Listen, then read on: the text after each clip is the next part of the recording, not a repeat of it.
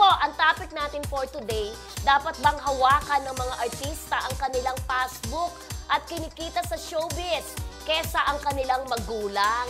Connected po yan sa balita na isa raw ito sa pinag-awayan ni Daniel at Catherine. Di umano, Di umano po, ay.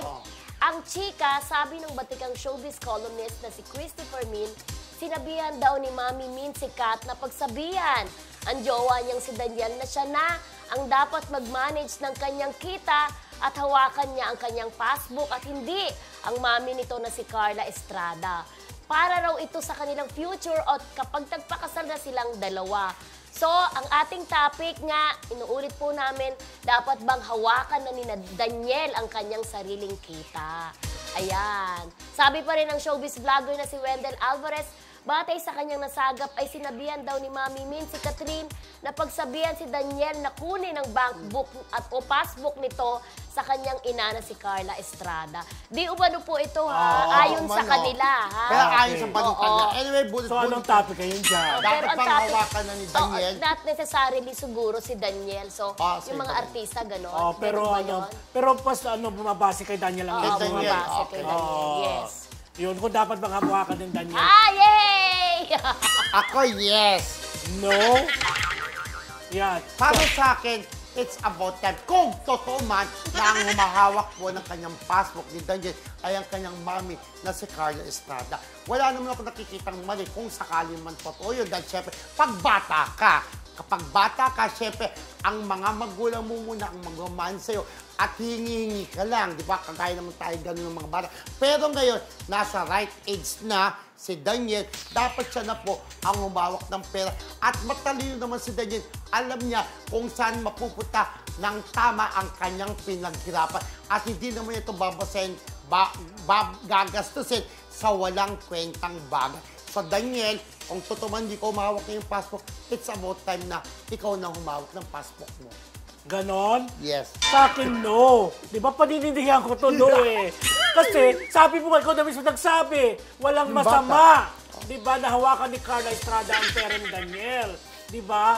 Ang importante lang dyan talaga, ay yung sinasabi maging wise si Daniel, kung baga lantar na ipapakita ni Carla kung saan nagagastos yung pera, saan napupunta yung pera. Pero iba pa rin na magulang pa rin ang humawak kasi nakokontrol nila kung ano yung gagastusin mo at the same time.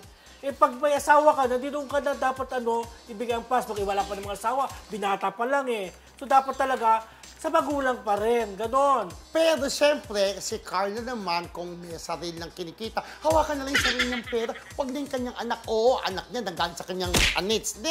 Diba? Pero siyempre, si Daniel, iba pa, ay, ang laki na pala ng kinikita ng pera ko. Ay, ito pala yung pinaghirapan. Parang ang sarap sa puso. Damdamin mo yung pinaghirapan mo. So dapat, ikaw na ako nga, yung alakansya ko, may akong binibili. Ang sarap bilang-bilang, nakikita ko yung ipon ko. Kaya dapat si Daniel, hawakan niya na yung kanyang pera, di ba? Ganun. Baklang-bakla naman ang dating dito. Parang hindi padilya nga, kakaloka! Eto talaga ako, diba? Kasi saan ka ba unang magtitiwala kundi sa pamilya mo, sa magulang mo. Parang ganon. Saka, sino ba, kumbaga si Daniel, mulat bata pa lang, pinagkatiwala niya sa nanay niya, yung mga kinikita niya, parang ganon. So, hindi naman napunta sa wala kasi nakikita naman natin may sariling bahay si Daniel. May negosyo sila, diba? Sa Tacloban, parang ganon. So, napupunta naman sa maganda yung pera ni Daniel. Ang ano lang dyan, dapat lang maging lantaran, parang ganon, para walang away. Transparent. Anak, ito na gastos, di ba?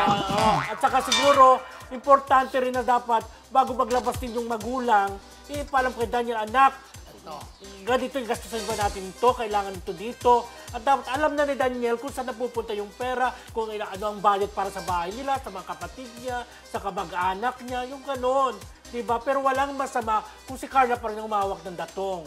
Walang masama. Siyempre nga, di ba sabi nga, kagaya sa mga pagboto, pag nagdalaga na, may sumasapit yung tinatawag na right age. Kung halimbawa 18 na si Daniel, kaya niya na dapat siya na rin mag-manage ng kanyang kinikita. Sabi nga, di ba, sa age of majority, which is 18. Di ba sabi niya, minsan pinapabayaan mo na, o bahala ka na mag-desisyon sa buhay mo. Para matuto. May edad ka na, matanda ka na anak.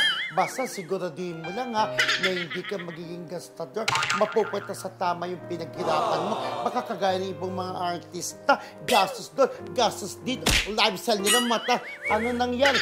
Nung wala ng project, wala ng pera. Ang pera sa'yo nandyan para mag-give ng guidance, para payuhan ang mga anak. Ganon. Oo, Pero malay mo naman.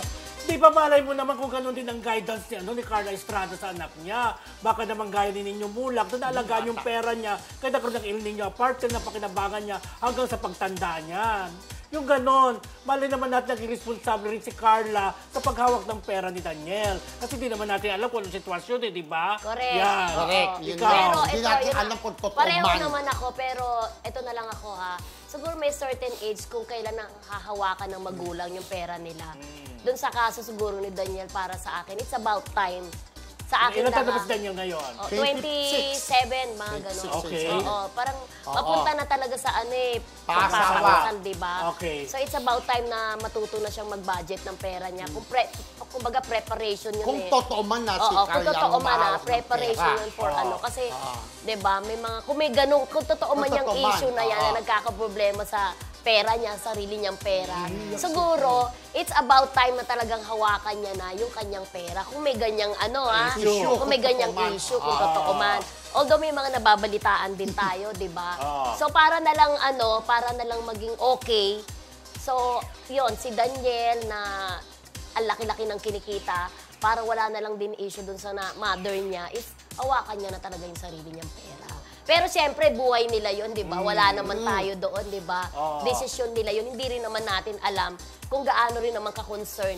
Hindi natin kini-question ang pagmamahal ni Carla sa kanyang anak na hindi naman siguro gagastusin lahat ng pera ng At anak kaya niya, nga di ba? sabi ni Roldan, baka nga naman, kung hawak man ni Carla, namamanis naman yan ng tama. Tama, yun. Correct. Oo. Pero ito ang tanong, dapat bang makialam kung totoo man yung chika ni na Wendell, na si Mami Min, dapat, tingnan ng anak, tingnan ng boyfriend niya yung debate. yung passbook, baka yung salapin niya, baka wala ng pera yan or something. Tama bang makialam si Mami Min kung totoo yung chika na yan? Ako to ang chika. Para sa akin, siguro hindi na. Kasi kagayan, may balitang ganyan. So, mamasamay Kasi may pinanggalingan yung pakikialam Oo nga. na yun eh. Parang ang meron ako Depende. nabalitaan na Sige, Mildred. na parang... Wala tayo sa debate, Oo, Wala sa galing debate, tayo sa debate. Di ba? Parang siyempre parang, hindi ko po sinasabing to ha, confirm po ito, ang hirap din kasi, May di ba? Okay, di si ikaw ba yan? May balita kasing gano'n na hindi naman siguro mag-a-advise ng gano'n si Mami kung totoo man, kung walang nag-share ng sentimento. may Nag-gets pinanggagalingan. mo? galingan. Oo. Yun, may gano'n eh. Okay. Kaya Pero- nag-advise. Kaya nag-advise ng gano'n. Pero ako naniniwala na siyempre kung mag-asawa si Daniel nasa right age at papunta na sa proposal or something, dapat talagang maging concern na si Daniel kung ano yung kinikita niya, kung Correct. magkano pa yung pera niya. Kasi Papagandaan. gagawa silang bagong pamilya di ba? Siya na Parang yun. ganon. Kasi tulad ng Mapaganda yung sinabi ko, future, no? yung side ni Catherine very close kasi kay Daniel. Kaya siguro may mga ganong pag-advise kung totoo man po.